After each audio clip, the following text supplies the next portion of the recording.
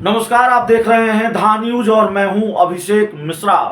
देखिए, 2024 का लोकसभा चुनाव है और 2024 के लोकसभा चुनाव को लेकर बिहार में एनडीए की बात अगर करें, एनडीए के सीट बंटवारे की बात करें तो वो तकरीबन फाइनल हो चुका है। कोई नई बात हम आपको नहीं बताने जा रहे हैं, बहुत ईमानदारी से हम आपको बताने जा रहे हैं, कोई एक्सक्लूसिव खबर नहीं बताने जा रहे हैं। जो चर्चा चल रही है बस वो आपके सामने रखने जा रहे हैं और हमारे पास जो जानकारी है वो थोड़ी बहुत आपके सामने रखने जा रहे हैं।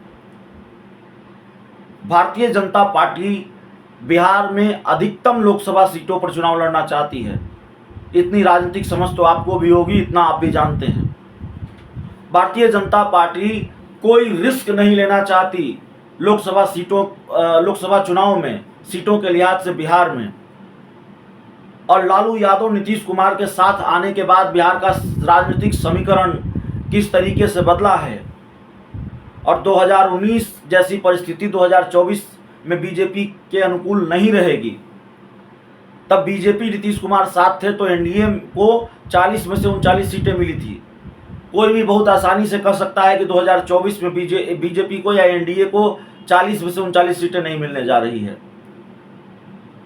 तो जाहिर है भारतीय जनता पार्टी अधिकतम सीटों पर चुनाव लड़ने जा रही है। लेकिन यहाँ मामला दिलचस्प इसलिए है क्योंकि बीजेपी को एक तरफ अधिकतम सीटों पर चुनाव भी लड़ना है और दूसरी तरफ गठबंधन के लिए कई दल लाइन में हैं या बीजेपी कई दलों से गठबंधन भी करना चाहती है, क्योंकि महागठबंधन में 7 दलों का गठबंधन है। एक दल अलग हो गए हैं, जीतन राम मांझी।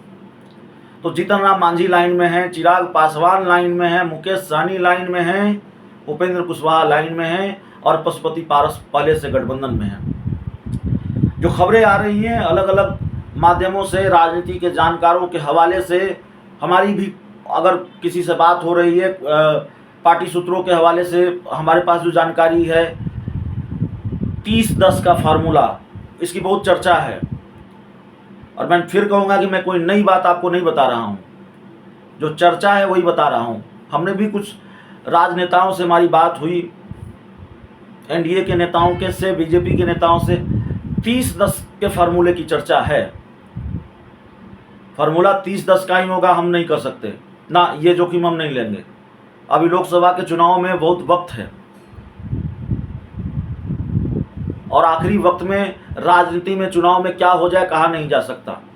अभी जो स्थिति परिस्थिति नज़र आ रही है वो 30-10 वाला है। 30 सीटें बिहार में, 40 लोकसभा की सीटें हैं, 30 सीटें भारतीय जनता पार्टी लड़ेगी, 10 सीटों में सहयोगियों को निपटाने का प्लान है। अलग बात है कि निपटा पाएगी कि नहीं निपटा पाएगी। चिराग पासवान 6 सीट अकेले मांग रहे हैं, पशुपति पारस मौजूदा सहयोगी हैं तो उनको भी कम से कम 2-3 सीटें देनी ही हैं, तो 9 सीट तो यहीं हो गए। अब मांझी को क्या मिलेगा, कुशवाहा और सहनी को क्या मिलेगा? सुना है मुकेश सहनी ये कह रहे हैं जितनी सीटें चिराग पासवान को उतनी सीटें हमको चाहिए, और फिलहाल तो ऐसा संभव दिखता नहीं है। चिराग पासवान 6 सीट मांग रहे हैं, 4 सीट में मान जाएंगे, यह भी ऐसी स्थिति भी दिखती नहीं है। बीजेपी उनको कैसे मनाएगी, किस तरह से उनसे डील करेगी, ये देखना है। और बीजेपी लंबे वक्त से चिराग पासवान को साथ लाना चाहती है, इसमें भी कहीं कोई संदेह नहीं है। तो ये सारी चीजें चल रही हैं। जीतन राम मांझी महागठबंधन के साथ है, ऐसा क्या उनको वहां से नहीं मिल पाया और बीजेपी उनको देने जा रही है, इस पर भी सबकी निगाहें टिकी होंगी। आखिरकार बीजेपी मांझी को कितनी सीटें देंगी और सीटों के अलावा और क्या दे सकती है बीजेपी जो नीतीश कुमार उनको नहीं दे सकते थे, यह भी बड़ा सवाल है।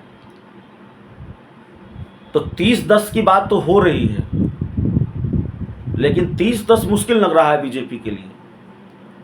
10 सीटों में मांझी को भी निपटा देना, उपेंद्र कुशवाहा, चिराग पासवान और मुकेश सहनी को निपटा देना, लगता नहीं ये संभव है।